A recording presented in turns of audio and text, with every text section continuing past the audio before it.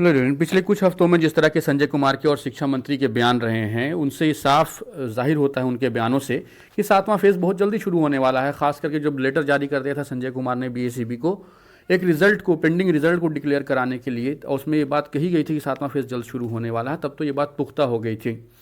सातवां फेज़ जब शुरू होगा तब होगा, अभी छठा फेज़ चल रहा है। इस वीडियो के अंदर हम लोग हर एक सब्जेक्ट का एनालिसिस करेंगे कि किस सब्जेक्ट के अंदर ये छठा और सातवां का जो कोरिलेशन है दोनों का, क्योंकि छठा फेज़ में क्या हो रहा है, कुछ सब्जेक्ट को फ़ायदा होगा और कुछ सब्जेक्ट को नुकसान होगा। अभी जो मौजूदा सेटअप गवर्नमेंट ने बहाली का वैलिड कर रखा है, ये कोर्ट से बदलेगा कि नहीं बहाली का सिस्टम, ये मुझे पता नहीं, ये किसी को नहीं पता असल में। लेकिन जो मौजूदा सिस्टम है, अभी जो चीज़ वैलिड है, उसके हिसाब से हम लोग बात करेंगे कि किस सब्जेक्ट का क्या हाल बनता है।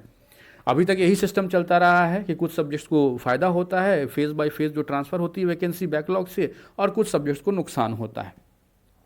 तो इस वीडियो के अंदर हर एक सब्जेक्ट का एनालिसिस होगा और डेटा हम लोग दोनों का कंसीडर करेंगे, छठे और सातवें फेज़ दोनों का। पिछली बार एसटीईटी 2019 का डेटा कंसीडर करके मैंने एक वीडियो बनाया था जिसमें हर एक सब्जेक्ट का डेटा मौजूद था। इस वीडियो के अंदर छठा सातवां दोनों हम लोग देखेंगे। तो इस तरह से एनालाइज करने के लिए सबसे पहले हमें ये देखना पड़ेगा कि किसी बड़ी नियोजन इकाई के अंदर कुल कितनी एप्लीकेशन आई और वहाँ पर वैकेंसी कुल कितनी अवेलेबल थी, तब हमें एक रफ आइडिया हो जाएगा। ये तो हमें पहले से हम लोगों को आइडिया है कि कैंडिडेट्स की भीड़ होती थी जो घूम घूम के अप्लाई करती थी। अगर 4000 से 6000 की भीड़ दिख रही है सोशल साइंस के अंदर, तो उस भीड़ ने पूरे बिहार भर में अप्लाई कर दिया थोड़ी सी सीट के लिए। और तकरीबन यही हाल हर एक सब्जेक्ट का रहा, उर्दू का, हिंदी का। इवन जो फीमेल कैंडिडेट्स हैं उन लोगों ने भी घूम घूम के अप्लाई कर रखा है। सेम फीमेल कैंडिडेट पूर्णिया में है, सेम फीमेल कैंडिडेट दरभंगा में है। ये पहले मैं उर्दू वाले एक वीडियो में मैं ये चीज़ आपको दिखा चुका हूँ। तो इस वीडियो के अंदर पहले हम लोग किसी बड़े ज़िला जो नियोजन इकाई का, बड़े ज़िला का बड़ी नियोजन इकाई का मतलब है ज़िला परिषद, क्योंकि सबसे ज़्यादा वैकेंसी वहीं होती है और सबसे ज़्यादा एप्लीकेशन भी जाहिर सी बात है वहीं पर आते हैं। आपके स्क्रीन पर जो डेटा दिख रहा है ये ज़िला परिषद गया का डेटा है, और अभी आपके स्क्रीन पर जो हिस्सा दिख रहा है इस हिस्से में 9-10 की जो वैकेंसी है, मतलब पेपर 1 जिसे कह लीजिए, एसटीईटी 2019 के हिसाब से 9-10 में कितनी वैकेंसी थी सब्जेक्ट वाइज, वो आप पहले देख लीजिए। उसके बाद फिर हम लोग चलेंगे कि एप्लीकेशन कितना आया। सबसे टॉप पर जो दिख रहा है ये हिंदी है, आप देख पा रहे होंगे 89 वैकेंसी। उसके नीचे है अंग्रेजी 69 वैकेंसी। उसके नीचे है गणित 22 वैकेंसी। उसके नीचे है सामाजिक विज्ञान, वहाँ पर है 25 वैकेंसी। तो जो बड़े सब्जेक्ट थे, भीड़ भाड़ वाले सब्जेक्ट थे, वो हो गए। बाकी सब्जेक्ट्स का आप पॉज करके और अच्छी तरीके से देख सकते हैं। कुल जो 9-10 में जो नंबर ऑफ वैकेंसी थी वो 330 थी। अब हम लोग रुख करते हैं दूसरे वाले हिस्से का, मतलब 11-12 उच्च माध्यमिक का, कि वहाँ पर क्या है हाल, कुल कितनी वैकेंसी बन रही है और किस सब्जेक्ट का क्या है हाल, किस सब्जेक्ट के अंदर कितनी वैकेंसी आपके स्क्रीन पर दिख रही है। थोड़ा छोटा है, इसको मैं जूम करके मैं दिखाने की कोशिश करूँगा। आपकी स्क्रीन पर देखिए, सबसे लेफ्ट साइड में सब्जेक्ट का नाम है, सबसे ऊपर फिर से हिंदी है, फिर अंग्रेजी है, फिर भौतिकी है, और उसके नीचे रसायन शास्त्र है, उसके नीचे गणित है, और जो टोटल नंबर ऑफ वैकेंसी जो अवेलेबल है वो इस तरफ को दिख रही है।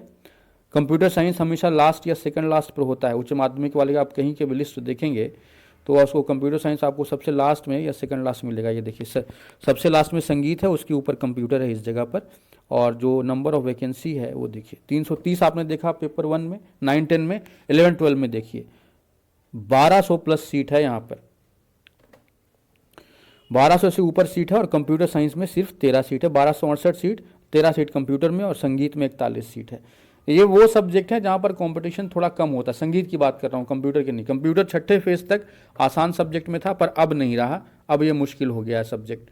तो अभी आपके फ्रेम में देखिए सभी सब्जेक्ट का जो टोटल वैकेंसी है वो दिख रहा है। 330 आपको दिख गया 9-10 में, और 11-12 में 1200 से ऊपर 1268 वैकेंसी। तो ये बात मैं पहले भी कह चुका हूँ कई बार कि छठे फेज़ का जो हिसाब किताब है थोड़ा अलग सा रहा है। यहाँ पर 9-10 में ही वैकेंसी कम है और 11-12 में ही ज़्यादा है। अब आपको इतनी वैकेंसी तो आपने देख ली, अब सवाल ये उठता है कि इतनी वैकेंसी के पर वैकेंसी जो एप्लीकेशन है वो कितनी आई।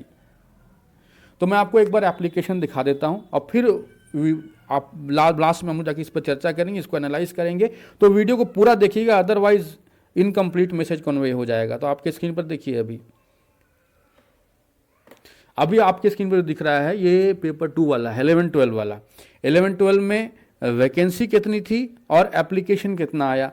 ये जो ब्रैकेट के अंदर जो दिख रहा है ये वैकेंसी है, 144 सीट पर 32 वैकेंसी। 182 सीट पर 182 वैकेंसी पर एक एप्लीकेशन, 144 वैकेंसी पर 32 एप्लीकेशन। जो बाएं साइड में दिख रहा है ये नंबर ऑफ एप्लीकेंट है, कितने लोगों ने अप्लाई किया, और ब्रैकेट के अंदर जो दिख रहा है ये टोटल वैकेंसी अवेलेबल है, और ये पेपर 2 का आपको दिख रहा है। तो यहां पर मैं आपको सभी सब्जेक्ट का पहले दिखाता हूं। हिंदी में तो देख लीजिए जितने सीट है उतने लोग भी नहीं, अंग्रेजी में भी वही हाल है, फिजिक्स में तो बिल्कुल जीरो चला गया, केमिस्ट्री का भी वही हाल है। अब बताइए इस तरह के सब्जेक्ट हैं, इस तरह के सब्जेक्ट्स में भी लोगों को मेरिट नॉन मेरिट कर रखा है, जिसका कोई मतलब नहीं बनता है। मैथ का देखिए हाल, जूलॉजी में थोड़ा मामला उल्टा हो गया। जूलॉजी में जितनी सीट थी उससे 3 एप्लीकेशन ज्यादा आ गया है। बॉटनी का देखिए हाल, और हिस्ट्री का देखिए, ज्योग्राफी का दिख रहा है आपको, पॉलिटिकल साइंस का देखिए, philosophy, economics, home science, accountancy, Urdu, psychology. Computer में 13 वैकेंसी पर 31 एप्लीकेशन, और म्यूजिक पे 41 वैकेंसी पर 7 एप्लीकेशन। ये आपने देख लिया सारा पेपर 2 का। पेपर 2 में क्या हाल था बाद में इस पर बात करेंगे, पहले एक बार मैं सभी सब्जेक्ट का पेपर 1 का ही मैं आपको दिखा देता हूं, उसके बाद फिर इस पर बात करेंगे। कुछ सब्जेक्ट्स में तो बहुत ही बुरा हाल है। आप देखिए 42 वैकेंसी है, 13 है। सिर्फ यहाँ पर जो भीड़ दिखती है वो यहाँ हिस्ट्री में दिख रही है, जहाँ 36 सीट पर 475 एप्लीकेंट हैं, और थोड़ा जोलॉजी में 3 ऑलमोस्ट इग्नोर ही कीजिए, वो ऑलमोस्ट इसको इक्वल ही समझिए। हिस्ट्री में तो जो नंबर ऑफ एप्लीकेंट के हिसाब से अगर आप लोग देखेंगे तो इस पूरे पेपर 2 में हिस्ट्री अकेला सब्जेक्ट था जहां पर थोड़ी सी भीड़ दिखी। 11-12 की बात कर रहा हूं। अब हम लोग पेपर 1 का रुख कर लेते हैं और वहां पर देखते हैं क्या है हाल। पेपर 1 9-10 हिंदी का देखिए 89 सीट है और 46 एप्लीकेशन, 69 सीट है 46 एप्लीकेशन। इंग्लिश में, साइंस में 22 सीट पर 302 एप्लीकेशन, थोड़ी सी भीड़ है। मैथ में 22 सीट पर 307 एप्लीकेशन, यहाँ पर भी थोड़ी भीड़ है।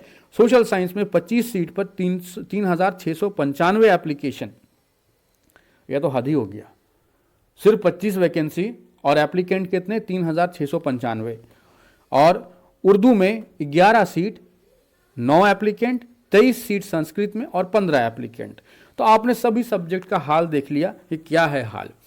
अब इसमें कुछ लोग ये सोच में होंगे कि जिसका कम है, जिस सब्जेक्ट में वैकेंसी से कम एप्लीकेशन है, उनका तो कोई मसला ही नहीं है, उनको डेफिनेटली 7वें फेज में फ़ायदा होगा। लेकिन यहाँ पर इसमें प्रॉब्लम ये है इस चीज़ को कि ये कोई बहाली सेंट्रलाइज नहीं थी। सेम एप्लीकेंट जो है वो हर जगह मौजूद है ऑलमोस्ट। ये जो 3695 की भीड़ दिख रही है, मुमकिन है कि इसमें से 90% से ऊपर लोगों ने बाकी जगहों पर भी अप्लाई कर दिया होगा। तो बाकी जगहों पर वैकेंसी तो नहीं होगी लेकिन एप्लीकेंट वही पुराने होंगे। इसलिए इसको इस नज़र से मत देखिए कि जो कंपटीशन है कहाँ 25 सीट पर 4000 के आसपास लोग, उस नज़रिए से देखने की ज़रूरत नहीं है। लेकिन फिर भी कंपटीशन दिखता है। तो ओवरऑल हमने क्या पाया, सोशल साइंस पेपर 1 में हिस्ट्री, साइंस और साइंस, मैथ और सोशल साइंस, ये 3 सब्जेक्ट जो है पेपर 1 के, जहां पर थोड़ी भीड़ है। ये बात मैं पहले भी कई बार कर चुका हूं कि मैथ में कई नियोजन इकाइयों में भीड़ दिखता था। तो साइंस, मैथ और सोशल साइंस ये पेपर 1 के सब्जेक्ट, और हिस्ट्री जो है वो पेपर 2 का सब्जेक्ट। ये 4 सब्जेक्ट हो गए कुल मिलाकर के जहां पर भीड़ दिखती है। कंप्यूटर साइंस की बहुत बात होती है, बहुत कंपटीशन है, यहाँ पर तो रेस से ही बाहर है कंप्यूटर साइंस। यहाँ पर तो कोई चक्कर ही नहीं है। कंप्यूटर साइंस के आप देखिए 31 एप्लीकेंट थे 13 सीट पर इनसे कोई, इसमें से 31 में से कई लोग तो एलिजिबल ही नहीं है, कई लोगों के पास STT सर्टिफिकेट वगैरह भी नहीं, और इन्हीं लोगों ने घूम घूम के पूरे बिहार में अप्लाई कर दिया। मतलब मुश्किल से पूरे बिहार भर में जो वैलिड एप्लीकेंट होंगे कंप्यूटर साइंस के 20-25 से ज़्यादा नहीं, यही 20-25 लोग जॉब पाने की फिराक में हैं कंप्यूटर साइंस में। या मतलब अब बेस्ट, मतलब वर्स्ट केस भी आप माने तो मैक्सिमम 40-50 तक जाएगा, वर्स्ट केस में बता रहा हूँ। क्योंकि हर एक, ज़रूरी नहीं कि हर किसी ने हर जगह पर अप्लाई ही किया है, इस बात को भी हमें कंसीडर करके चलना है। लेकिन वैसी कंडीशन में 40-50 के ऊपर जा ही नहीं सकता। अब मुमकिन है कि यही 20-25 लोगों ने घूम घूम के अप्लाई किया होगा। अब आपको ये तो पता लग गया कि पेपर 1 का साइंस है, मैथ है और सोशल साइंस है, थोड़ा कॉम्पिटिशन वाला है, और सोशल साइंस तो बहुत ज़्यादा कॉम्पिटिशन वाला है। और पेपर 2 में सिर्फ हिस्ट्री में थोड़ा भीड़ दिखता है। अब इन तमाम डेटा को देख करके हमें एक बात तो आइडिया हो गया कि एक तो मिस्टेक ये था छठे फेज के अंदर कि पेपर 1 में सीट कम थी, वैकेंसी कम थी। और उस हिसाब से एप्लीकेंट बहुत ज़्यादा थे। लेकिन मेरे हिसाब से, मैंने सब कुछ चेक किया है कई जगहों का, पेपर 1 वाले साइंस मैथ वाले हो सकता है थोड़े परेशान हो रहे होंगे। मेरे ख्याल से आपको परेशान होने की ज़रूरत नहीं है। यही 300-400 लोग हैं जिन लोगों ने पूरे बिहार भर में अप्लाई कर दिया घूम घूम करके। बैकलॉग सीट का फ़ायदा साइंस और मैथ वालों को भी मिलेगा मेरे हिसाब से, लेकिन सोशल साइंस को नहीं मिलेगा, क्योंकि सोशल साइंस में भीड़ बहुत ज़्यादा है, बहुत ज़्यादा है। मतलब साइंस और मैथ वाले, आप यहाँ पर दिख रहा है कि 10-12 गुना लोग अप्लाई किया है छठे फेज़ के अंदर, पेपर 1 9-10 की बात कर रहा हूँ। लेकिन फिर भी मैं कहता हूँ कि इनकी बैकलॉग सीट, इनकी कुछ फ़ायदा होगा, साइंस और मैथ वालों का भी थोड़ा बहुत फ़ायदा होगा 7वें फेज़ के अंदर। लेकिन सोशल साइंस वो सब्जेक्ट नहीं रहेगा जिसको फ़ायदा होगा। बैकलॉग सीट बनकर ये कुछ नहीं जाएगा। गवर्नमेंट कुछ सीट ऐड कर दे, वो उनकी अपनी मर्जी है, वो उनकी अपनी रिक्वायरमेंट है। लेकिन ओवरऑल यही एनालाइज होता है, इस पूरे एनालिसिस में यही पता लगता है कि जो कंपटीशन वाले सब्जेक्ट थे वो बस 4 ही थे। साइंस पेपर 1 में बात करें तो साइंस, मैथ और सोशल साइंस, और पेपर 2 में सिर्फ हिस्ट्री। और इन चारों में से भी सिर्फ सोशल साइंस ही वर्स अफेक्टेड है, बाकी सभी में किसी भी कैंडिडेट को परेशान होने की ज़रूरत नहीं है। तो ओवरऑल इसका जो आउटकम है यही निकलता है। अभी 4000 के आसपास जो लोग हैं, इसमें से तकरीबन, आप अगर इनको एज रिलैक्सेशन नहीं मिला तो इनमें ज़्यादातर लोग 7वें फेज़ में एलिजिबल ही नहीं रहेंगे, क्योंकि एज रिलैक्सेशन जो है वो पर्टिकुलरली एसटीटी 2019 के लिए था। अगर पहले वालों को एज रिलैक्सेशन नहीं मिलता है तो ये लोग, जो 4000 की भीड़ दिख रही है आपको, ये भीड़ नहीं दिखेगी आपको। बहुत कम लोग इसमें से बच जाएंगे जो कि आगे जाएंगे।